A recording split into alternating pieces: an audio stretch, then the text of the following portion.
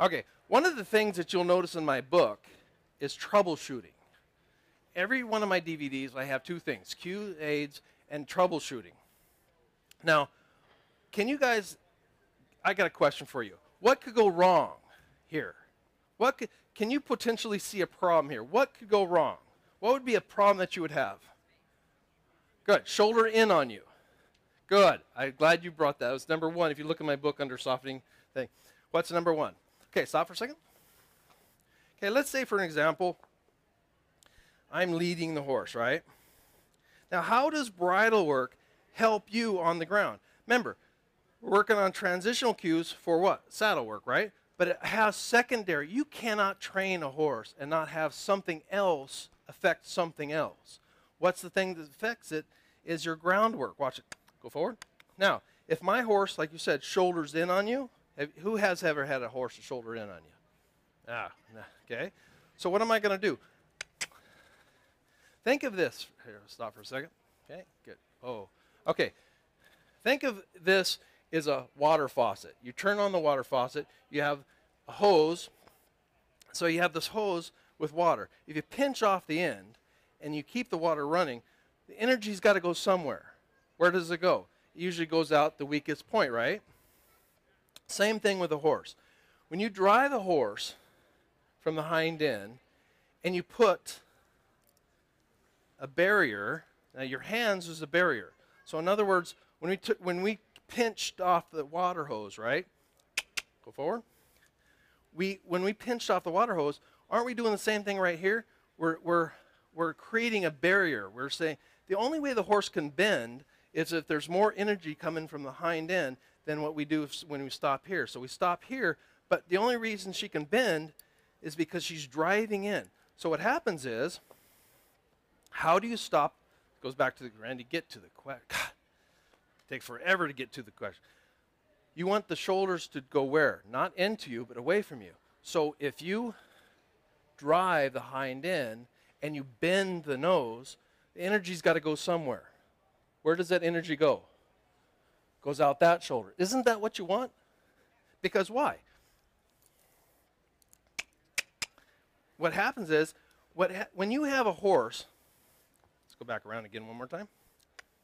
Oh. When you have a horse that's really stiff in the neck, when you go to pull that neck, okay, driver forward. When you pull that nose, that horse is going to automatically shoulder into you. Why? Because they're stiff. So we want to soften up by driving the horse from the hind end, not from the rib cage, but from the hind end. We're taking all that energy and squirting it right out this shoulder. Okay? When you first train a horse that's stiff like this, you're going to have problems. You've got to do what it takes to create that bend and create the drive. And I explain that in my DVDs and my books. Okay. Is anyone else, does that answer the question? Does that help you understand? I don't know, Randy. It's a long. How do you drive them then? Well, that was the go cue. Do you remember how do you drive them forward?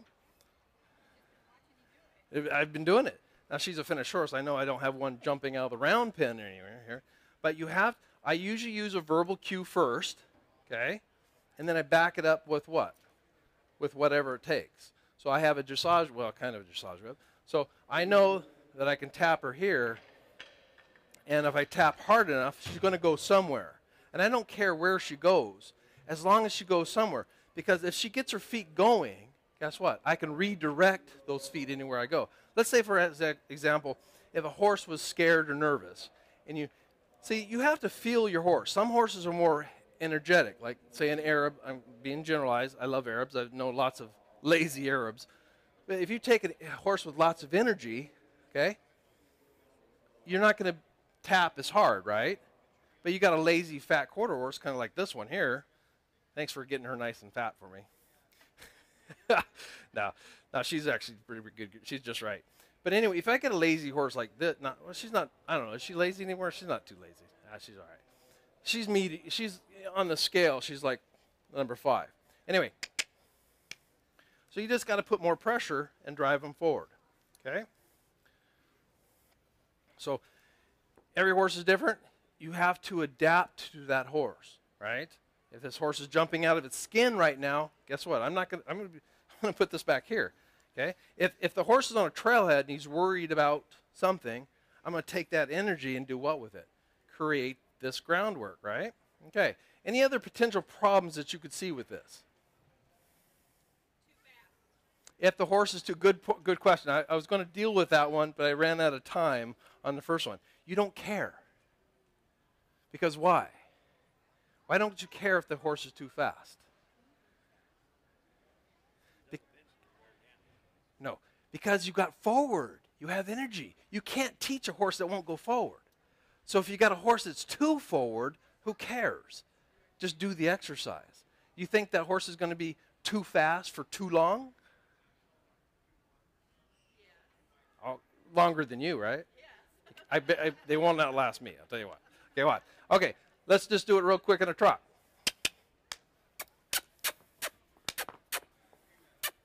There we go. Now, obviously, you can't do it in a canter, can you? Okay? Now, if the horse is too fast, what am I going to do? I'm just going to work on it. Okay? Now, the problem with most people, here's the problem with most people. The horse speeds up, and they go faster too. Don't go faster. Who's the leader? You or the horse? The horse goes as fast as you do, right? You don't go, if the horse speeds up, you don't speed up too because you're the leader. You set the speed. Yeah? I guess I stated that incorrectly. I didn't really mean to go too fast. I guess what I actually meant is that they're constantly disengaging the hindquarters while you're trying to get them to bend. What, if the horse is disengaging the hind end, what cue are they not responding to? So which step are you going to go back to? The go forward cue. Okay? You've got to get the horse going forward. Now, if you don't want the horse to go forward too fast, what are you going to do? Disengage the hip. That's tomorrow. Okay? Okay? So, right now, I asked her, she needs to go the speed that I ask for. Okay? And so, I want to show you something. Is footfall is important. You talked about disengaging hips. A lot of times your footfall is wrong. Or I don't like using the word wrong. It's not in relationship to the horse. Okay, so if I go forward, am I going forward? Kind of, but what's going forward more? The hips are going forward. But look at where my footfall is. See my footfall? Is this right? No. Now watch this. Look at my footfall now. Go forward. Oh, come on. There you go. Good girl. Come on. Okay, but where's my footfall? It's with her, isn't it? It's with Lucy. Now watch, I change my footfall, what happens? So if your horse is disengaging hip, is it because of the horse or because of you? So kind of what you're doing is like a parallel lunging. Yes, this is a precursor to lunging. And I'm doing a clinic, or doing a 1 hour a presentation on Sunday on lunging. And you'll find what's the difference between that and lunging. Not a whole lot. But how does this help me under saddle? How does this help me under saddle? Is it teaching cues? No. So now if I go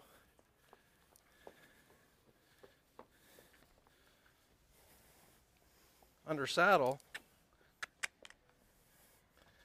now am I pretty close to under saddle, aren't I? I can use my hand right here. I'm going to bring this hand up here. And what am I doing? I'm suppling the horse, aren't I? See the difference? Okay? And this is how I supple my horse. Now when I'm done with that side, this poor girl is going to be all one-sided by the time we get done this week. I better go play with the other side. Let's see if I got the same horse. There you go. Right there. So now that I got right side done and the left side done,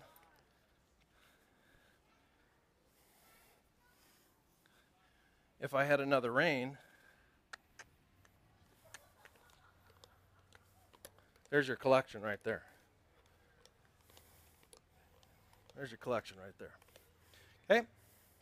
Does that all make sense to you? Anyone? Okay? Do you see how lunging is lunging? And this is something different. This is actually giving us cues we can work on the ground and help establish something under saddle. Great. Any other questions? I could probably stay. I could talk all day long. I don't want to be disrespectful to you guys. Yes, go ahead.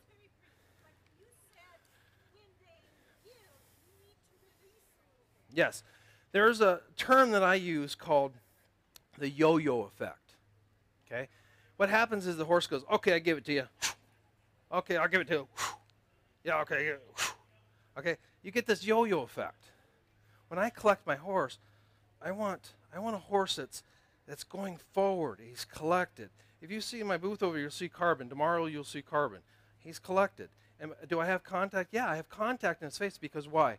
Because I'm still building that framework. I'm building that mold. So I'm building the muscle until what? Until he gets good, and then I can drape the rein. You teach horses with contact first. After you've taught them how to move shoulders and hips, then you can go to a draped rein. The biggest problem with Western riders is they go to a draped rein right off the bat, and then they use leg to move the shoulders or something, and the horse takes off. And they're reeling in it. Okay. There's a reason why English people use contact. Okay? That's a good thing. Okay? I know all those people lay on their horses all the time. You know, they're teaching us something. So when I give, you talked about give, my give is this much because I don't want to create that yo-yo effect. I don't want the head go here. I'm creating consistency. How consistent is if you go release, take, release? That's not consistent. Look, I want you to see this. Okay, I want you to show this to you. Is this horse collected on a loose rein? Right here. In the English world, yes. This would be wrong. What? This would be wrong in the English world, yes. Okay? But is this an English horse? No. This is a Western horse. Okay? But my point is most Western horses do what? They take, they give, it's yo-yo effect.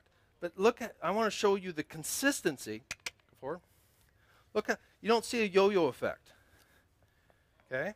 I give and I take, but the give and a take is like this much. All I care about is the release of pressure. Isn't release of pressure? Does the release have to be 6 feet long? No. It can be just a release of pressure. And it would build that consistency. Does that make sense? Okay, good. Any other questions?